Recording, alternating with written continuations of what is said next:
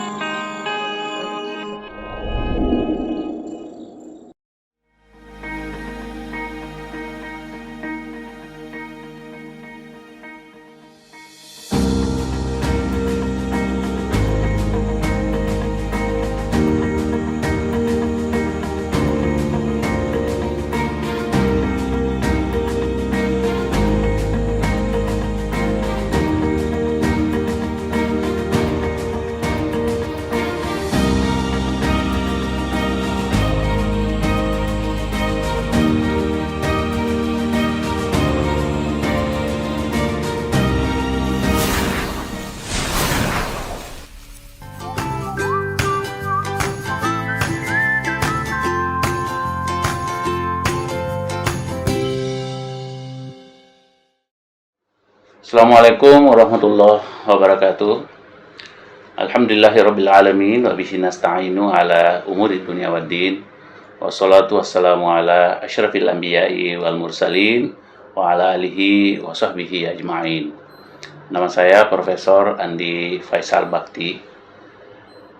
Program ini mencoba kita mengangkat isu komunikasi Islam, atau kalau dalam bahasa Inggris disebut dengan Islamic communication.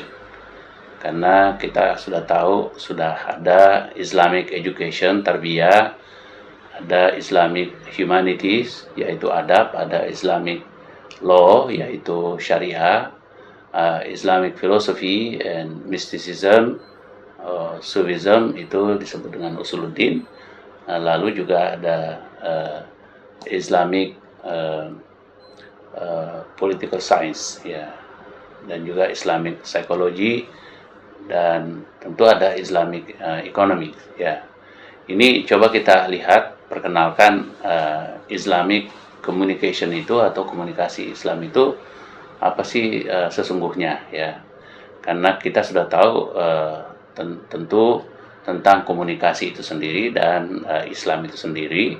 Tapi kalau digabungkan, ya tentu menjadi sebuah makna yang mempunyai makna yang mendalam dalam konteks untuk pemahaman Islam kepada masyarakat, dan pemahaman itu tentunya juga harus muncul dari manusia-manusia yang menerima informasi. Jadi berkaitan dengan informasi, berkaitan dengan social change, dan berkaitan dengan civil society. Ini kemudian yang akan kita bahas untuk beberapa tema ke depan. Mudah-mudahan bermanfaat untuk pembelajaran, bermanfaat untuk dakwah Islamiyah. Para pemirsa yang kami hormati, hari ini kita akan mencoba mengangkat yang disebut dengan Islamic information. Karena tadi kita mencoba melihat bahwa komunikasi itu bermacam-macam. Kalau kita mulai dengan information, maka ini dapat kita ketahui bahwa information itu kan dari luar. Information itu dua kata, satu yang mengatakan bahwa itu inform, kemudian Asian sebagai sufiks atau akhiran. Kemudian yang lainnya lagi mengatakan bahwa information itu terdiri atas dua kata juga, yaitu in, baru formation. Bagi yang berpandangan bahwa information itu berasal dari kata inform dan action, itu dipahami bahwa semua yang disampaikan itu berdasarkan pengetahuan sender atau pengirim atau komunikator, atau biasa juga disebut dengan source ya, atau sumber. Dan ini kalau dikaitkan dengan ilmu komunikasi Islam ya tentu sangat populer dengan istilah tabligh atau istilah dakwah, atau tentu kalau sender artinya adalah dai dalam konteks ini. Kemudian dai dianggap mengetahui segala sesuatu yang ingin disampaikan, dan harapannya penerima yang dalam hal ini adalah komunikan atau receiver atau recipient, atau dalam konteks dakwah disebut dengan mad'u. Ya, ini berharap bahwa mad'u itu akan memahami sesuatu sesuai dengan yang disampaikan oleh dai tadi atau source atau communicator.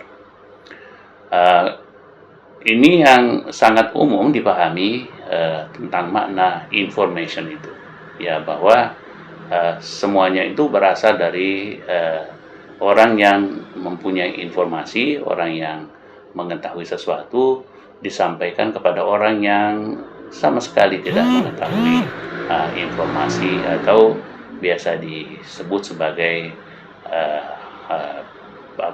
receiver yang pasif. Sementara kalau kita bandingkan dengan tadi makna information dalam makna yang kedua, yaitu in, kemudian formation, kemudian menjadi information, itu dipahami bahwa apa yang disampaikan oleh sender, apa yang disampaikan oleh dai atau source, communicator, itu tidak mesti langsung bisa dipahami oleh penerima, tidak mesti langsung persis yang ditangkap oleh penerima dengan apa yang disampaikan oleh sender atau dai tadi. Ini memang kalau kita periksa umpamanya dalam Al-Quran itu dikatakan bahwa fadzakir innama anta muzakir, beringatlah, tapi kamu itu hanya sebagai pemberi ingat. Lasta alaihim bimusaitirin, kamu tidak bisa mengontrol informasi yang kamu berikan kepada orang lain. Karena illa man tawalla wa kafar, ada orang yang bisa berpaling, ada orang yang bisa rejection, ya, menolak, ada yang resisten, ya. Tentu harapannya ada yang kemudian menerima, ya, tapi ternyata tidak semuanya juga bisa langsung menerima apa yang disampaikan itu. Ini yang dimaksud dengan tadi bahwa penerima itu ternyata sangat aktif. Dalam ayat lain lagi dikatakan fadzakir inna fa'atiz zikra, beringatlah, tapi hanya orang yang mengetahui, menyadari ada makna yang memberikan pencerahan, kemudian akan tersadarkan dengan penyampaian itu. Jadi kesadaran individu, kesadaran personal, perorangan itu yang menjadi kunci dalam konteks komunikasi Islam yang disebut dengan resepsi aktif. Dalam konteks ini bukan resepsi yang pasif. Ini perlu diperkenalkan kepada masyarakat bahwa kalau kita berdakwah, ya pada dasarnya itu memang kuncinya adalah menyampaikan, ya. Tentu pada saat kita menyampaikan kita harus al-mubin, wa ma alaina illal balagh al-mubin, wa ma alaika illal balagh al-mubin, wa ma alar rasul illa al-balagh al-mubin. Jadi tiadalah bagi kamu itu, atau bagi kita itu, atau bagi rasul sekalipun, kecuali hanya untuk menyampaikan sesuatu yang mubin, yang terang benderang, yang clear, yang jelas, tidak kabur. Adapun pemahaman receiver, penerima, mad'u, ya tentu terpulang kepada individu-individu masing-masing, person masing-masing untuk bisa menangkapnya. Makanya sebetulnya prinsip dakwah Islam itu adalah la ikraha fiddin, tidak ada pemaksaan dalam ajaran agama kita. Itu semuanya terpulang kepada receiver mad'u untuk mencernanya, ya.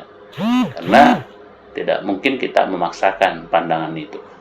Tetapi kita sebagai dai harus berusaha menyampaikan dakwah itu dan berusaha sedapat mungkin agar terang benderang, agar jelas apa yang disampaikan, tidak kabur, ya, sehingga paling tidak apa yang disampaikan itu sesuai dengan yang dipahami oleh sender, tetapi tetap kita harus sadari bahwa penerimalah yang mengontrol makna. Jadi bukan sender yang mengontrol makna, tapi receiverlah, madaulah yang mempunyai pemahaman, dan pemahaman ini sendiri tentu juga bertingkat-tingkat.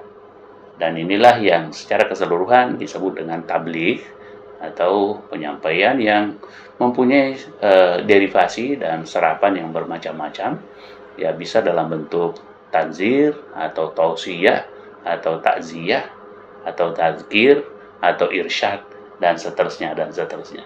Demikian para hadirin, para pendengar, penyimak, mudah-mudahan bermanfaat.